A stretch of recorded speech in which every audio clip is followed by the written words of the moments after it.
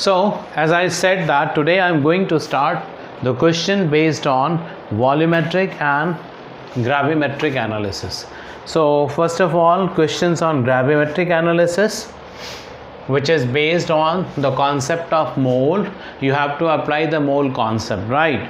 Here I am writing one question, that is, the question is 25 gram of KClO3 is heated strongly. हमने क्या किया, KClO3 को strongly heat किया, ठीक है ना। उसके बाद क्या पूछता क्या है, आपसे पूछा जाएगा what mass of residue is obtain, what mass of residue is obtained after heating KClO3. This is first question. Now the second question is what mass of O2 is obtained,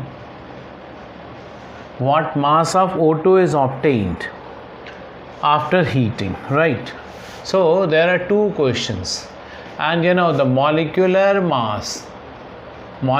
mass of KClO3 is given 122.5 ग्राम। आपको देखो इतने informations दिए हुए हैं और आपसे इसमें पूछा जाता है कि आप ये बताइए कि इस केस में what mass of residue is obtain, मतलब रिएक्शन के बाद क्या बचेगा। साथ में what mass of O2 is obtain, मतलब कितना ग्राम आपको O2 मिलेगा। तो आपको याद होगा, as I have discussed about this reaction in the previous lecture, that there are few reaction based on the heating, जिसमें कि आप कंपाउंड को हाई टेम्परेचर पर हीट करते हो और उसके रेस्पेक्टिव प्रोडक्ट्स बनते हैं। तो अब बात ये आती है कि सॉल्यूशन में हम देखते हैं कि KClO3 को यदि हम लोग हीट करते तो क्या बनता है, ये आपको पता होना चाहिए। और ये रिएक्शन मैंने अपने प्रीवियस लेक्चर में आपको बताया हुआ है। तो अब आओ देखो, ये क्या है KClO3। यदि आप KClO3 को हीट करोगे तो ये क्या बनाता है, 2KCl, एंड साथ में ये बनाता है O2, that is what 3 moles of O2। तो अब आप देखोगे, as I said you have to solve this question on mole concept. तो देखोगे जब इस तरीके से मोल कॉन्सेप्ट को लिखते हैं तो इसका आपको हीट करने पे ये क्या बनाएगा, ये आपको याद होना चाहिए। And you know usually heating occurs at 400 degree Celsius और at higher temperature. So whenever you will decompose this compound, or when this compound is decomposed, the product is written, make sure that the reaction must be balanced. यदि balanced reaction आपने नहीं लिखा है तो आपका answer सही नहीं होगा। यदि आपने balanced reaction लिखा है तो आपके सही आंसर होने के मैक्सिमम चांसेस हैं। आओ देखते हैं इसमें। अब एक चीज़ देखो, एज पर द रिएक्शन इसमें क्या है, ये 2 मोल्स है किसका, KClO3 का। तो इसके कितने मोल्स हैं भाई, इसके मोल्स कितने हैं, इसके 2 मोल्स हैं। और इसके कितने मोल्स बनेंगे, इसके 3 मोल्स बनेंगे। तो देखो जब 2 मोल्स KClO3 को हम डिकम्पोज करते हैं तो रिएक्शन के बाद ये क्या बनाता है, 2 moles of KCl and 3 moles of O2 बनाता है। अब बात इसमें है क्या, हमें दिया क्या हुआ है, गिवन क्या है। तो देखोगे हमारे पास गिवन है, given mass of KClO3।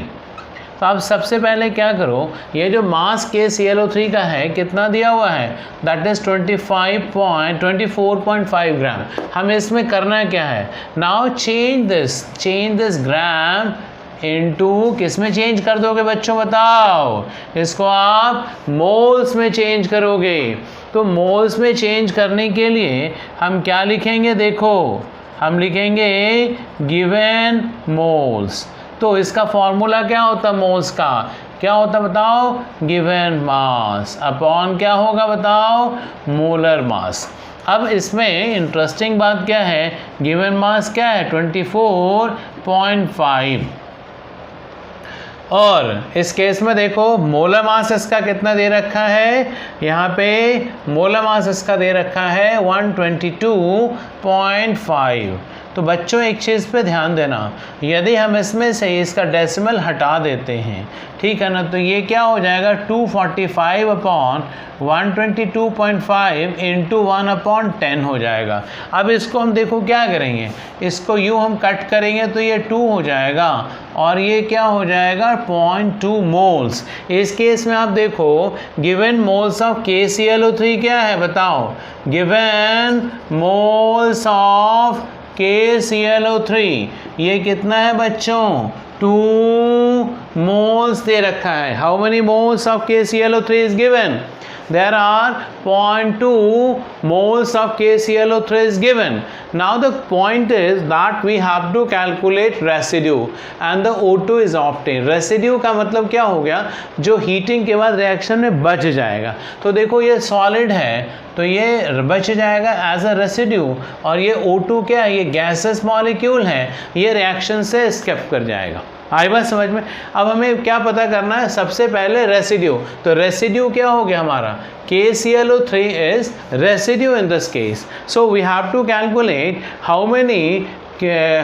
what is the mass of KCl after the reaction. So what mass of residue is obtained? It means we have to calculate the mass of KCl कितना ग्राम इस case में बचा हुआ है। तो देखते हैं as per reaction हम इसमें क्या कहेंगे, देखो since 2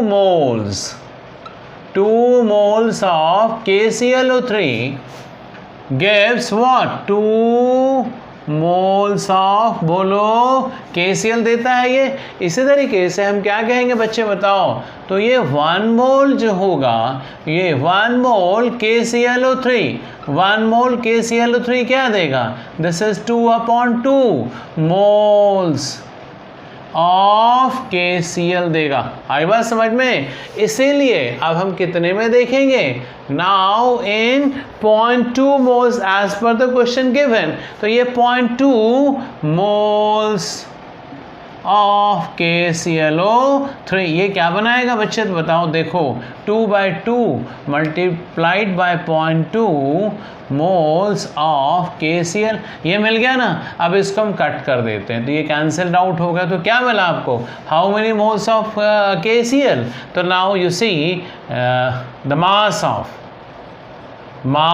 of residue that is KCl, ये हमें फाइंड आउट करना है। इसका फॉर्मूला क्या जानते हो आप, बोलो, moles is equal to given mass, और mass which we have to calculate है ना, अपॉन क्या लिखेंगे हम लोग, मोलर मास। तो देखो इस केस में मोल्स कितना दे रखा है 0.2, तो इस वैल्यू को यहाँ रखेंगे, ये क्या हो गया 0.2, और KCl का इसका मोलर मास कितना होता, तो देखो ये 39 होता, ये 39 होगा और ये क्या हो जाएगा 35.5, टोटल ऐड करोगे तो क्या हो गया बच्चे 0.5, 9 5 14 4 1 3 3 6, ये क्या हो गया 74.5 हो गया। तो इसका मतलब क्या हो गया, इस मोल्स को तो पहले आप यहाँ रखो, उसके बाद क्या करोगे, इसके molar mass that is what 74.2 से मल्टीप्लाई कर दोगे तो ये क्या हो जाएगा मास of KCl, that is what mass of residue।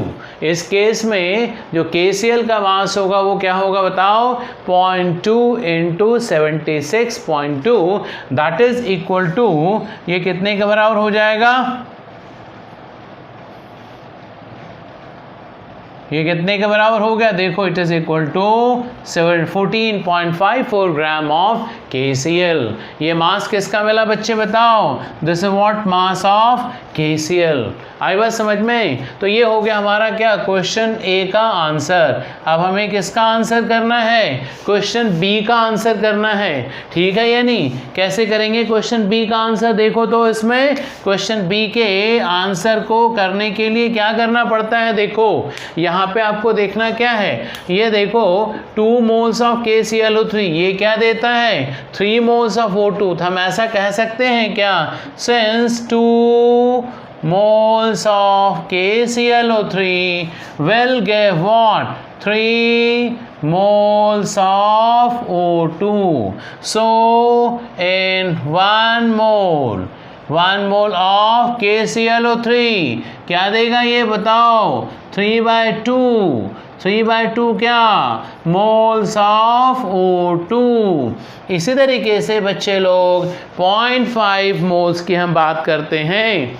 किसके बारे में बात करेंगे? 0.5 नहीं, आई एम सॉरी, 0.2 मोल्स के बारे में। तो जब हम लोग 0.2 मोल्स के बारे में बात करेंगे तो ये क्या होगा? 3/2 इंटू 0.2 मोल्स ऑफ O2। तो देखो ये और ये कैंसिल होने के बाद क्या मिलेगा? 0.3 मोल्स ऑफ O2। तो देखो बच्चे यहाँ पे आपको क्या मिल गया? मोल्स ऑफ O2 मिल गया। मोल्स ऑफ O2 यदि मिल गया तो क्या हम इसको मास ऑफ O2 में कन्वर्ट कर सकते हैं? देखो तो हम क्या करने वाले हैं इस केस में। देखो अब हम जो करेंगे इस केस में मास ऑफ O2 क्या हो जाएगा बताओ? Moles into molar mass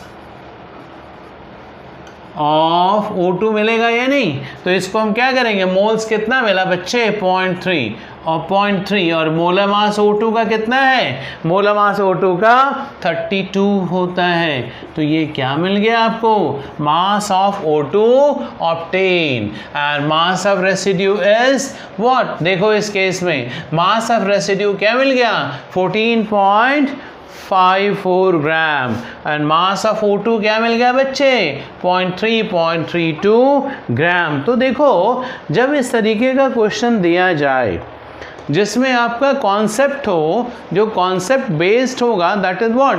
based on thermal decomposition. जब इस तरीके का कॉन्सेप्ट होगा जिसमें हमें थर्मल डिकम्पोजिशन के बारे में बात करनी है तो सबसे पहली प्रायोरिटी क्या है? जो हमने लास्ट क्लास में आप सबों से डिस्कस किया था, वो डिस्कस किया था थर्मल डिकम्पोजिशन। जैसे हीटिंग इफेक्ट, हमने बात किया था डिस्प्लेसमेंट रिएक्शन, हमने बात किया था आपसे कॉम्बिनेशन रिएक्शन, ठीक है ना, हमने बात किया था न्यूट्रलाइजेशन रिएक्शन, उसके बाद हमने वॉल्यूमेट्रिक में बात किया था आपसे कुछ रिडॉक्स रिएक्शंस के बारे में बात किया था। वो सारे रिएक्शन आपको याद होना चाहिए। यदि याद नहीं है तो समझ में नहीं आएगा। इसीलिए सारा रिएक्शन आपको बोलो याद होना चाहिए। नहीं याद है तो नहीं होगा, याद है तो सब कुछ होगा। आई बात समझ में? तो चलो इस सारे को आप अच्छे तरीके से नोट कर लो और अब मैं नेक्स्ट क्वेश्चन की तैयारी करूंगा।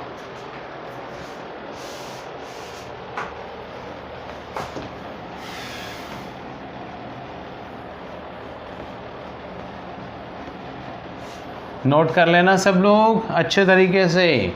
बहुत बढ़िया। अब हमारे पास देखो नेक्स्ट क्वेश्चन क्या है ये देखते हैं हम लोग। नेक्स्ट क्वेश्चन है हमारे पास, कहता है, क्वेश्चन है, कहता है 13.8 ग्राम ऑफ Ag2CO3, इसको क्या कहते हैं? Silver carbonate is heated at high temperature। क्या किया गया? हमने इसको हाई टेम्परेचर पे इसको हीट किया गया, ठीक है ना। एंड आफ्टर हीटिंग ये क्या देता है? कहता है क्या? Calculate the mass of residue इस बार क्या है? Residue that is silver obtained, ठीक है। यानी दूसरा क्या कहता है? कहता है find the moles of gases product. क्या कहता है? Find the total number of moles of gaseous. क्या कहता है? Gaseous product. आपको यह बताना है कि रिएक्शन के बाद गैसियस प्रोडक्ट इसमें क्या क्या होगा। तो आओ देखते हैं। अब आप एक चीज़ देखो, ये क्वेश्चन भी पहले क्वेश्चन से मिलता जुलता क्वेश्चन है, बहुत आसान सा क्वेश्चन है। क्या किया था याद करो? KClO3 को सबसे पहले हमने डिकम्पोज किया था, है ना। तो सॉल्यूशन की हम लोग यदि बात करें, है ना, तो क्या लिखेंगे, सबसे पहले Ag2CO3 को हम डिकम्पोज करेंगे कब, हाई टेम्परेचर पे। जब इसको हाई टेम्परेचर पे डिकम्पोज करते हैं तो देखो ये क्या बनाता है, ये 4 सिल्वर बनाएगा, साथ में ये क्या बनाएगा, 2CO2 बनाता है, और साथ में क्या बनाता बच्चे, O2 मॉलिक्यूल। तो अब देखो यदि अब इसको बैलेंस किया है या नहीं, पहले तो ये देखना है। यदि बैलेंस नहीं किया है तो आंसर कभी सही नहीं आएगा। तो चलो लेट अस बैलेंस दिस। यहाँ पे देखो ये कितना है, 2 4 सिल्वर एटम है, 4 इधर भी है, 2 कार्बन है, 2 कार्बन इधर भी है, ऑक्सीजन 3 2 6, 2 2 4 और 2 6 हो गया। इसका मतलब क्या है, ये हमने क्या किया, रिएक्शन तो 101% बैलेंस रिएक्शन है। अब जब ये रिएक्शन हमारा बैलेंस्ड है तो हम अब आगे फर्दर की कार्रवाई कर सकते हैं।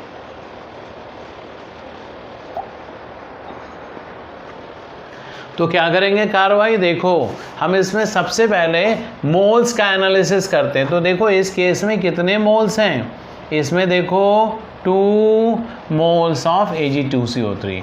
इसके कितने मोल्स हैं, तो देखो क्या है ये 4 मोल्स ऑफ Ag है। इसके कितने मोल्स हैं, 2 मोल्स है।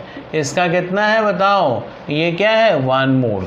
तो इसमें देखोगे 2 मोल्स, ये 4 मोल्स, ये 2 मोल्स, और ये क्या है बताओ 1 मोल हो गया। तो अब देखते हैं ये कितना मोल है। तो देखोगे मोल्स ऑफ Ag2CO3 कैसे लिखेंगे बताओ, moles of Ag2CO3 is equal to what, given mass upon molar mass. तो गिवन मास कितना है बताओ, 13.8।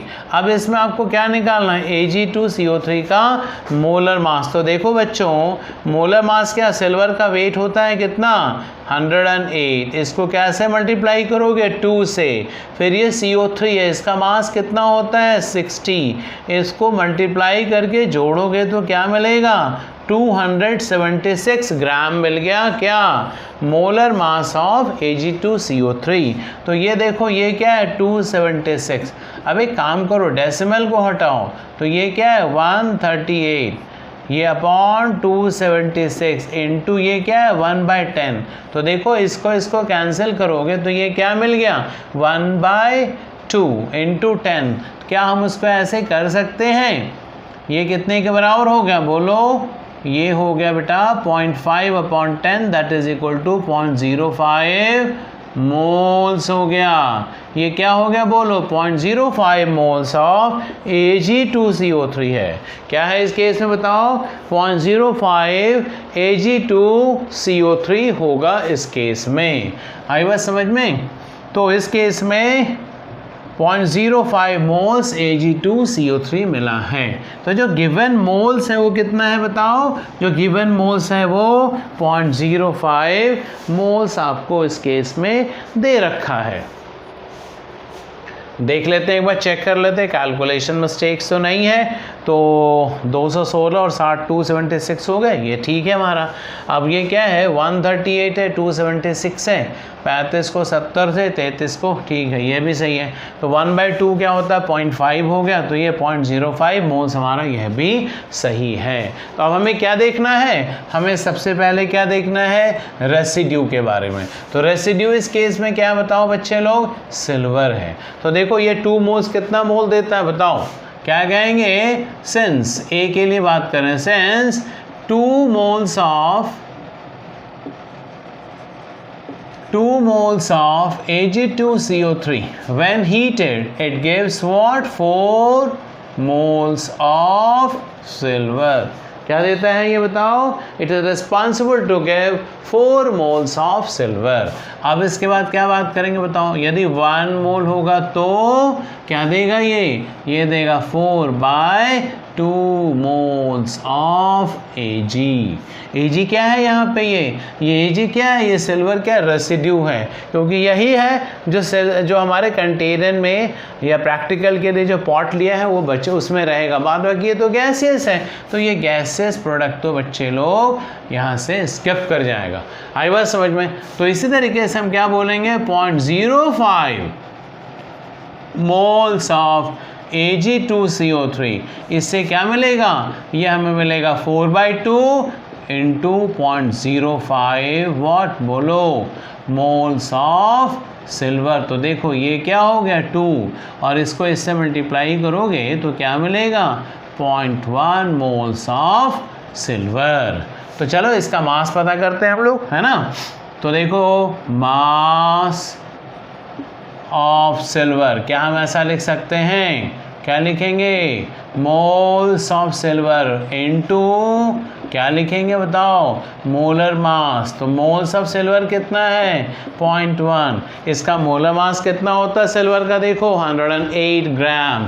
तो इसको हमने क्या किया 108 से मल्टीप्लाई किया, क्या मिल जाएगा 10.8 ग्राम ऑफ सिल्वर मिल जाता। आई बात समझ में। तो मास ऑफ रेसिड्यू हमारे पास क्या है बच्चों, बताओ कितना मिला 10.8 ग्राम ऑफ सिल्वर। आई बात समझ में। अब इसमें क्या कहता है, total number of moles of gases product. ये तो बहुत ही आसान है, कैसे तुम देखो, जब इस केस में ये बी पार्ट की हम बात करते हैं तो गौर करो ये 2 मोल्स है। अब इस क्वेश्चन के हिसाब से हम बात करें तो क्वेश्चन में क्या कहता है, कहता है मोल्स ऑफ गैसेस प्रोडक्ट बताइए and total number of moles. तो एक बात बताओ ना, ये दोनों मिलकर के कितने मोल है 2 + 1, यही तो है ना। तो हम क्या कहेंगे देखना, since 2 moles of Ag2CO3 gives what 3 moles of gaseous product, right. क्या लिखा हमने, गैसियस प्रोडक्ट। तो एक बात बताओ 1 मोल में क्या होगा बताओ, 1 mole will be what 3/2 moles of gaseous product. So क्या करेंगे बताओ, कितने की बात करेंगे हम लोग, बताओ 0.05 मोल्स।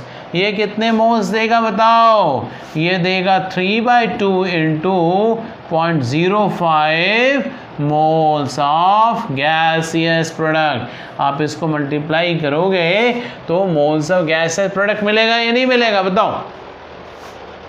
तो आप देखोगे क्या कि ये जो क्वेश्चन है और हमने जो पहले वाला क्वेश्चन लिखा था, दोनों का देखोगे प्रोसेस ऑलमोस्ट क्या है, सेम है। बहुत ज़्यादा ये लेफ्ट राइट नहीं है, बहुत आसान सा है। दोनों को आप ठीक से समझोगे तो आगे का सारा क्वेश्चन आप हंसते हुए करोगे और इजीली करके आप इसको निकल सकते हो। तो चलो इसी के साथ हम दूसरा क्वेश्चन सॉल्व करेंगे। बच्चा लोग चलो नया क्वेश्चन लिखते हैं हम लोग। ये क्वेश्चन मुझे ऐसा उम्मीद है कि आप सबों को समझ में आ गया होगा और आपने लिख भी लिया होगा। इसको नहीं लिखा है तो आप इसको नोट कर लो, मैं आगे तब तक एक नया क्वेश्चन लिख रहा हूँ, ठीक है। ये क्वेश्चन क्या है देखो, कहता है 9.2 ग्राम of a mixture, 9.2 gram of a mixture of magnesium carbonate, okay, and calcium carbonate, right, is heated strongly to give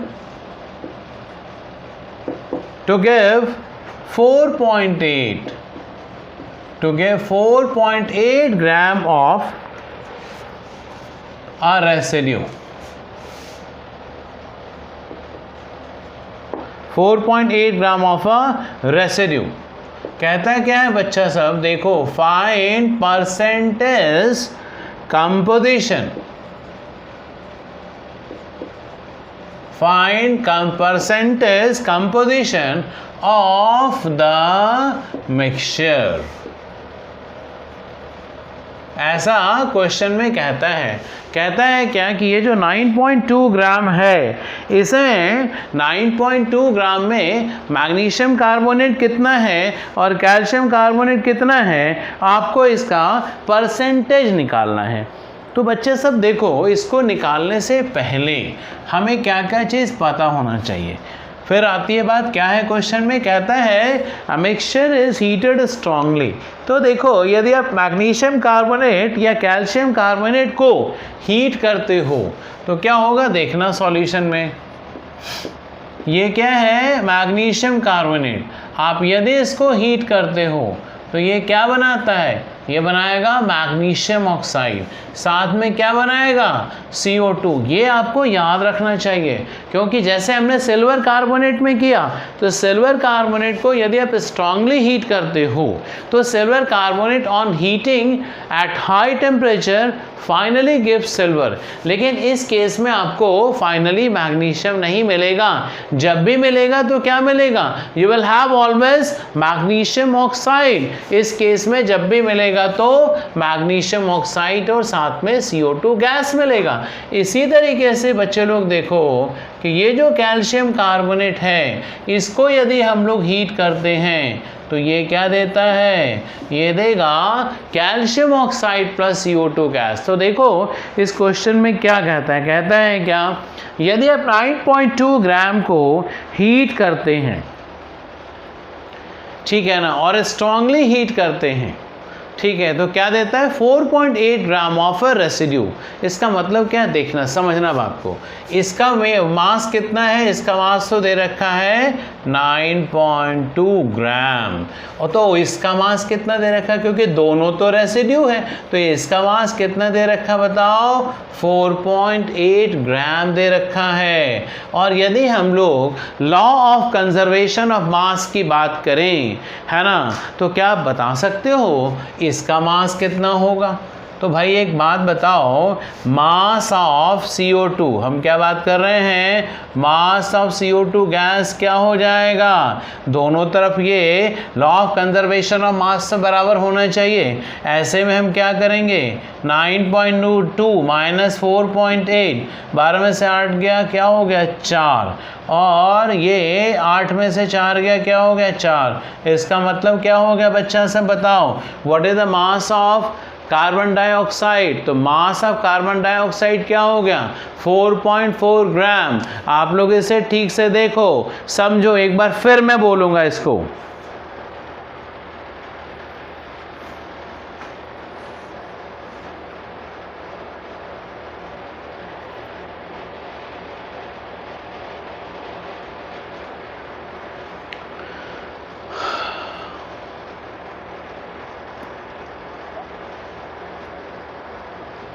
आई बात समझ में। तो देखना ये क्या है, law of conservation of mass क्या कहलाता है, the total mass of reactant and the total mass of product will be always same as per the question. जब आप दोनों को हीट करते हो तो रेसिड्यू मैग्नीशियम ऑक्साइड और कैल्शियम ऑक्साइड का मिलता है।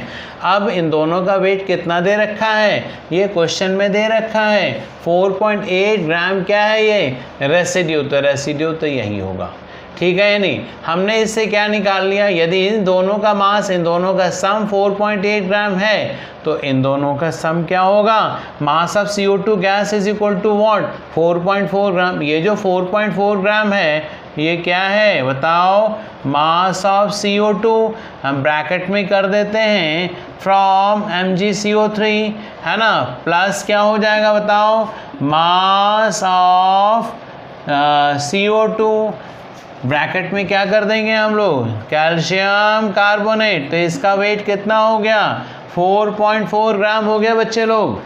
आई बात समझ में। तो इससे हमें क्या निकाल लेना चाहिए, इससे हमें क्या मिल जाएगा बताओ, इससे हमें moles of carbon dioxide produce निकल जाएगा। तो देख लिखते हैं, लिखोगे क्या, moles of CO2 gas is equal to 1 mass upon molar mass. तो ये क्या हो गया 4.4 अपॉन क्या है ये 44, तो ये क्या हो गया, सो 0.1 मोल ऑफ क्या मिला हमें बताओ, 0.1 मोल ऑफ CO2 गैस।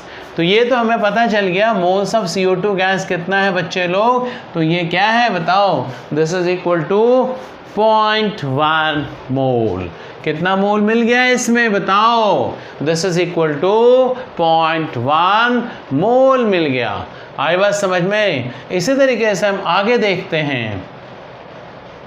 देखो इस मिक्सचर के बारे में बात करते, यहाँ पे देखोगे MgCO3 प्लस CaCO3 का मास कितना है 9.2 ग्राम।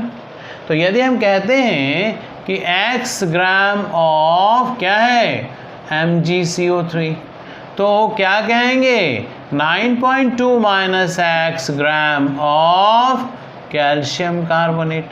तो यदि आपको ये पता चल गया है बच्चे लोग, तो बताओ हम क्या ऐसा लिख सकते हैं, so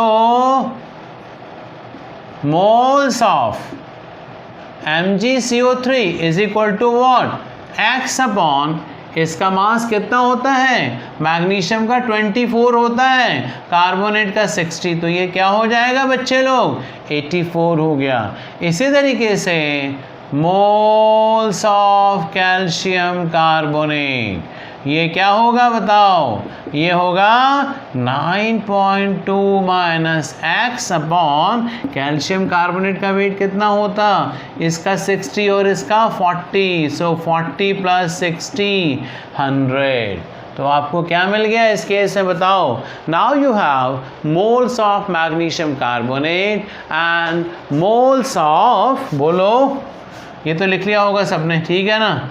now what we have, moles of calcium carbonate and moles of magnesium carbonate. तो हम देखो कैसे लिखेंगे, देखो moles of CaCO3 plus moles of MgCO3 is equal to moles of CO2, that is equal to what, x upon 84 plus 9.2 minus x upon 100 is equal to 0.1 मोल। आई बात समझ में। चलो इस इक्वेशन को ध्यान से देखो, फिर मैं इसमें आगे की बात आपसे करूँगा, ठीक है। तो देखो इससे आपको क्या मिल जाएगा, now from this you will have x का वैल्यू मिल जाएगा, बोलो यदि x का वैल्यू मिल जाएगा तो परसेंटेज तो फिर आप इजीली निकाल सकते हो ना। तो इस तरीके से इस क्वेश्चन को हम लोग सॉल्व कर सकते हैं, और फाइनली जब x का वैल्यू मिल जाएगा तो आपको परसेंटेज ऑफ MgCO3 भी मिल जाएगा। और मैं इतना उम्मीद करता हूँ कि आप सब लोग आगे तो इतना कर लोगे। चलो अच्छी बात है, फिर हम नेक्स्ट क्वेश्चन की तरफ चलेंगे। तो इसी के साथ बच्चे लोग एक क्वेश्चन और लिख लो, इस बार आप लिखोगे on heating 20 grams of a mixture of sodium carbonate and sodium chloride with hydrochloric acid. What I said, on heating 20 gram of a mixture of sodium carbonate and sodium chloride with hydrochloric acid gives 2.2 grams of CO2 at room temperature. Find percentage of Na2CO3 present in the mixture. I repeat, on heating 20 grams of a mixture of Na2CO3 and NaCl with hydrochloric acid gives 2.2 gram of CO2 at room temperature. फिर कहता है find percentage of Na2CO3 in the mixture in which NaCl is present as impurity. आपको ये question solve करना है, ठीक है। तो आप कोशिश करोगे इस क्वेश्चन को सॉल्व करने का। और देखो अब तक जो हमने आपसे बातें करी है, ये 3-4 क्वेश्चन में हमने जो आपसे डिस्कस करी है, ये सारा का सारा ग्राविमेट्रिक एनालिसिस पे बेस्ड था। अब थोड़ा क्वेश्चन हम 1-2 क्वेश्चन आपसे डिस्कस करते हैं वॉल्यूमेट्रिक एनालिसिस पे, जिसमें हम आपसे बात करेंगे रेडॉक्स रिएक्शन के बारे में। तो बच्चे लोग चलो हम इस क्वेश्चन के बाद अब चलते हैं वॉल्यूमेट्रिक एनालिसिस में, ठीक है। एंड आई होप कि आप लोगों ने ये सारा कुछ लिख लिया होगा और आप इसमें से x का वैल्यू फाइंड आउट कर लोगे, फिर परसेंटेज इसका फाइंड आउट करोगे, ठीक है। चलो आगे बढ़ते हैं हम लोग।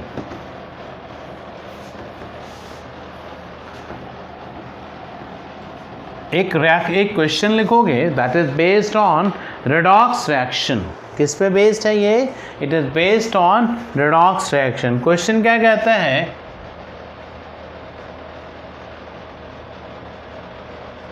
How many milliliters of 0.05 how many milliliters of a 0.05 molar KMnO4 how many milliliters of a 0.05 molar KMnO4 solution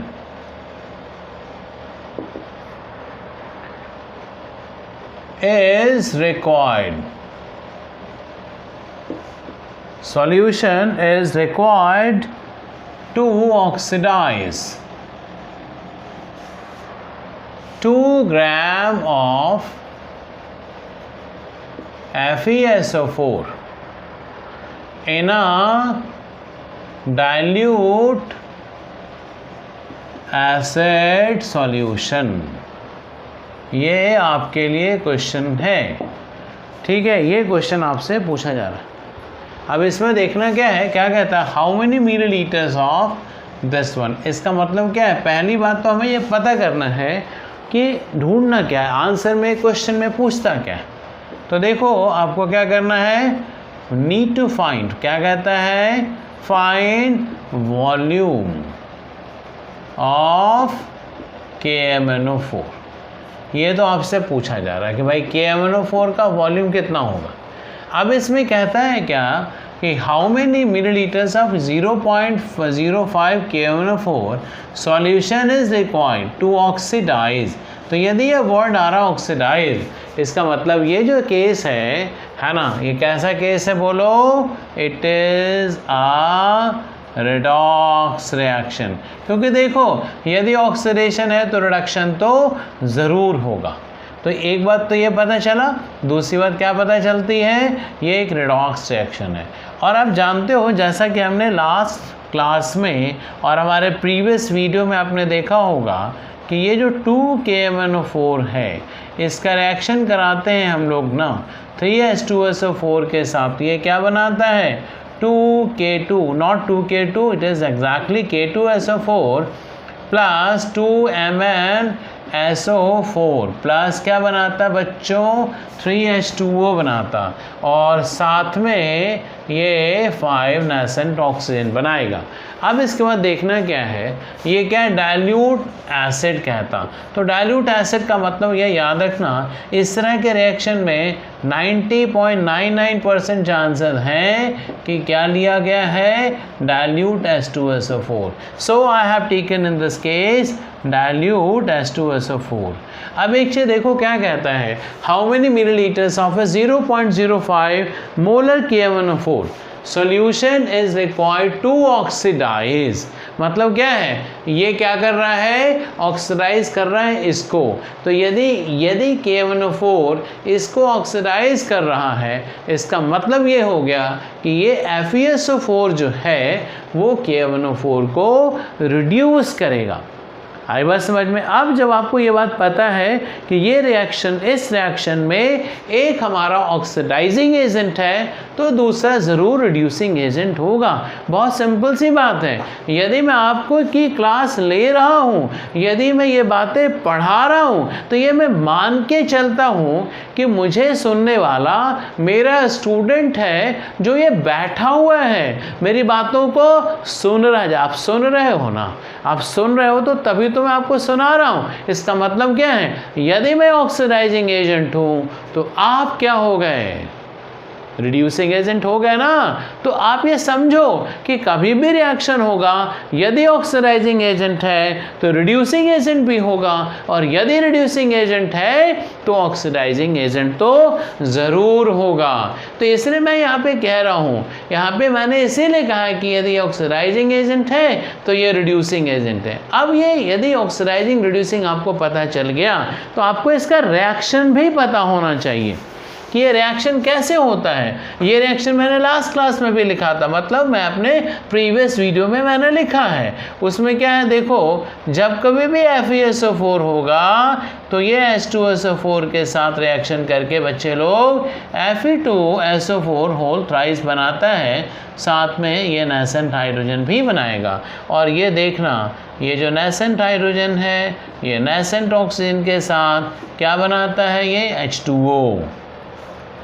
अब हमें क्या करना चाहिए, इस रिएक्शन को सम अप करना चाहिए। तो सम अप करने के लिए ध्यान क्या देना है, यहाँ पे आयरन कितना लिया है आपने 2, लेकिन यहाँ तो 1 है, चलो इसको 2 से मल्टीप्लाई कर देते हैं।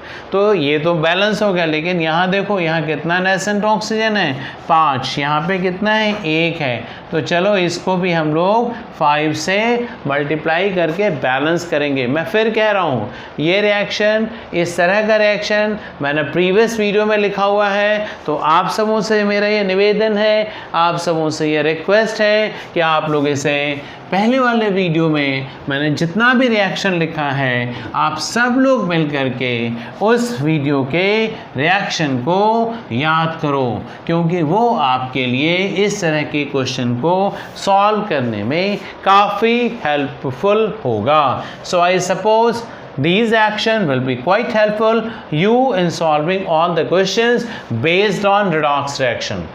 See, in this case there are 5 nascent oxygen, so I have to multiply this equation by 5 to cancel this nascent oxygen, because if the same reactant and products are present during a chemical reaction, you have to neutralize both. So I have neutralized this. Now after that you see, यहाँ पे इसको 5 से multiply किया तो ये 10 हो गया ना, तो आपको इसे भी क्या करना चाहिए, बोलो पूरे को कितने से मल्टीप्लाई करोगे आप, 5 से मल्टीप्लाई करो। इससे क्या होगा, ये नेसेंट हाइड्रोजन भी हमारा कैंसल्ड आउट हो गया। अब इसके बाद आप पूरे रिएक्शन को ऐड करोगे, ऐड करने के बाद देखो ये क्या है 2KMnO4, और यहाँ पे H2SO4 कितना देखो 5 + 3 8 H2SO4, आई बात समझ में। और साथ में क्या है देखो FeSO4 कितना है 10 FeSO4 है, आई बात समझ में। नेक्स्ट क्या है देखो, ये है K2SO4, साथ में ये क्या है 2MnSO4, and along with this there are 5 moles of Fe2SO4 whole thrice, और उसके बाद कितने वाटर मॉलिक्यूल हैं, there are 5 water molecules present in it। तो यदि इस तरीके का रिएक्शन है तो आप ऐसे लिख लो। अब बात आती है कि हम इसको सॉल्व कैसे करें। आप याद करो, मैंने एक टॉपिक लिया है लॉ ऑफ इक्विवेलेंट, उसमें मैंने बताया था 1 equivalent of reactants A B C D यदि दे रखा है तो हमने बताया था कि यदि A है, ये B है, ये C है, ये D है, तो यदि इसका 1 इक्विवेलेंट है तो इसके भी 1 इक्विवेलेंट होंगे, इसके भी 1 इक्विवेलेंट होंगे, और इसका भी 1 इक्विवेलेंट होगा। यदि याद है तो ठीक है, नहीं तो हमारे प्रीवियस वीडियोस में जा कर के आप इसको देखो, ठीक है ना। यदि आप इक्विवेलेंट लिख रहे हैं तो ठीक है, नहीं तो क्या लिख सकते हो आप इसको मीली इक्विवेलेंट भी लिख सकते हो, है ना। मीली इक्विवेलेंट क्या होता है, वॉल्यूम के टर्म में होता है। कब, वॉल्यूम इसमें क्या होता है मिलीलीटर में, इसमें वॉल्यूम किस में होता है लीटर में, है ना। तो जाके प्रीवियस वीडियोस को देखोगे तब समझ में आएगा।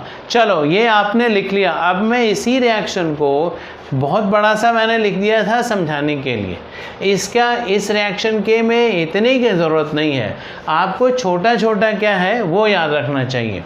कैसे देखो, जैसे इस केस में देखो ये जो KMnO4 है ना बच्चा, ये KMnO4 किस में चेंज हो गया है MnSO4 में। तो आपको सिर्फ ये याद रखना है कि जब कभी भी KMnO4 दिया हुआ है तो ये किस में चेंज होता है, it will change into MnSO4।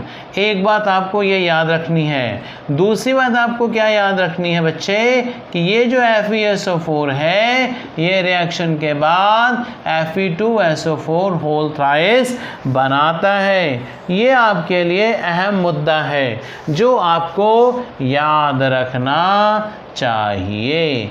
यदि आपको ये बात पता है तो इस तरह का इतना रिएक्शन लिखने की ज़रूरत नहीं है।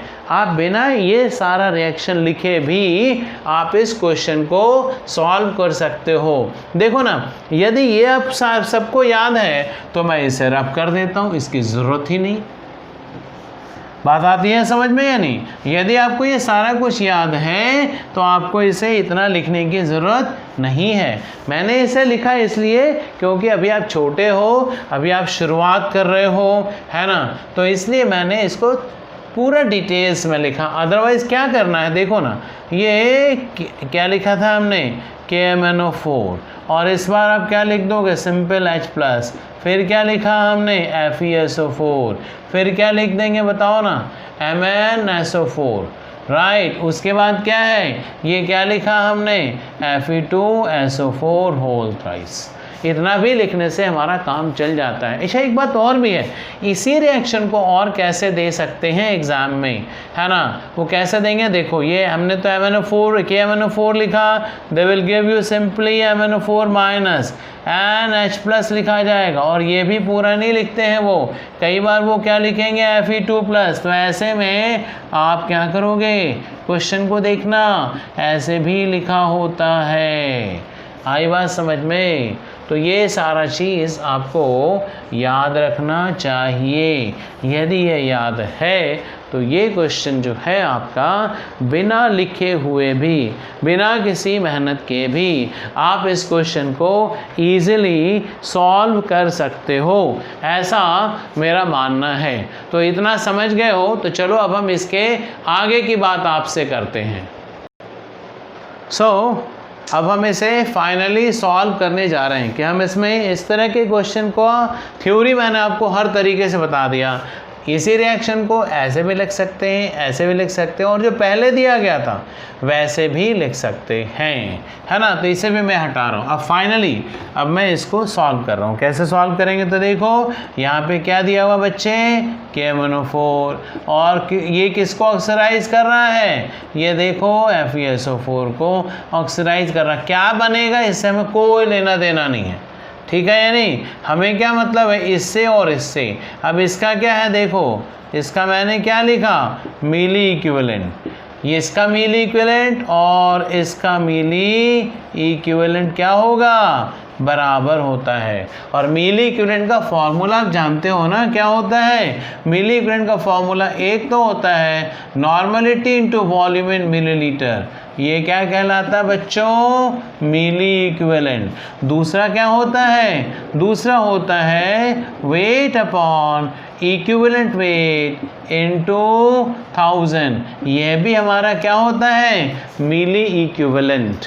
आई बात समझ में? तो देखो KMnO4 के केस में मोलरिटी दे रखा है, इसमें आपको इसका क्या निकालना है, मिलीलीटर्स में, मतलब आपको इसका क्या निकालना है, वॉल्यूम निकालना है। यहाँ पे क्या है, मोलरिटी। आप जानते हो ना मोलरिटी और नॉर्मलिटी का रिलेशन।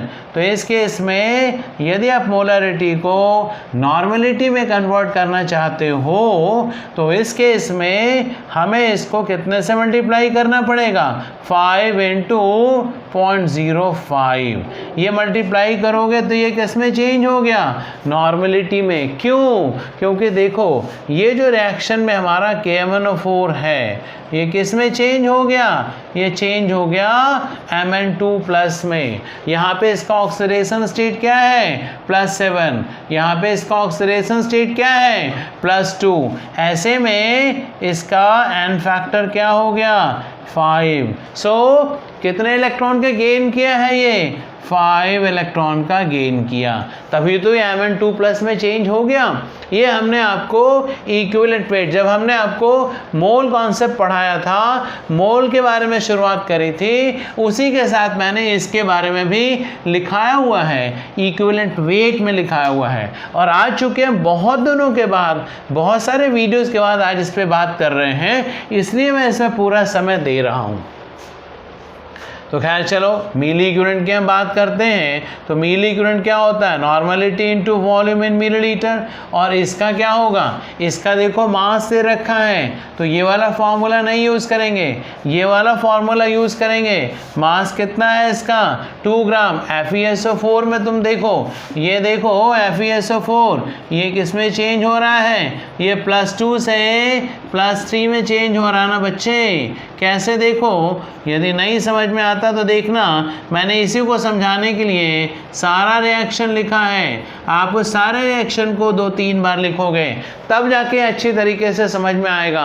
पहली बार में समझने की कोशिश करोगे तो याद रखना थोड़ा मुश्किल तो है। तो चलो इस केस में देखोगे एन फैक्टर कितना हो गया, 1। अब इसका मास कितना होता है, क्योंकि हमें क्या लिखना है यहाँ पे, EQ wait of FeSO4 into क्या लिखेंगे हम, 1000। यहाँ पे क्या है इसका नॉर्मलिटी का वैल्यू क्या है बताओ, 5 into 0.05 into volume is equal to 2 upon, चलो इसमें FeSO4 का मास कितना होता है, देखो equivalent weight of FeSO4 is equal to, iron का मास कितना होता है बच्चे 56, इसका कितना होता है 96 अपॉन क्या हो जाएगा 1। तो हम इस केस में देखते हैं 6 6 12, हाथ में 1 9 5 14 और 1 15, 152 इंटू क्या हो गया ये 1000। तो देखो तो क्या हम यहाँ से इसका वॉल्यूम मिलीलीटर में निकल जाएगा,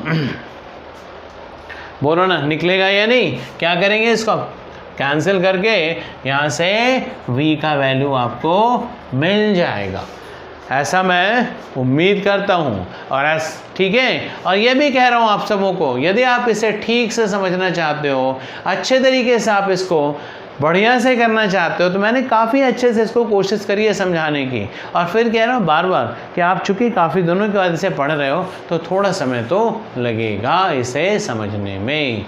चलो इन्हीं बातों के साथ हम नेक्स्ट क्वेश्चन की तैयारी करते हैं।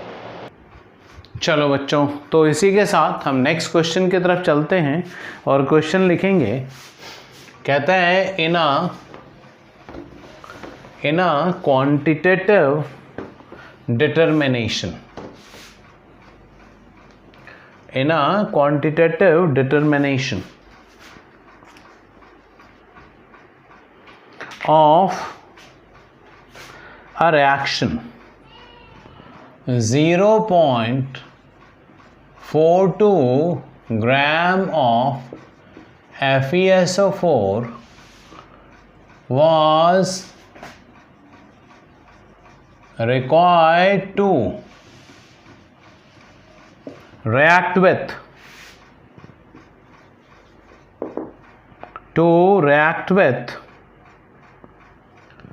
0.1 normal solution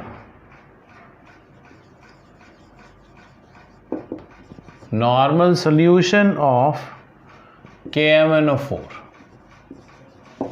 क्या मैंने कहा, in a quantitative determination 0.42 gram of FeSO4 was required to react with 0.1 normal solution of KMnO4 in acidic media।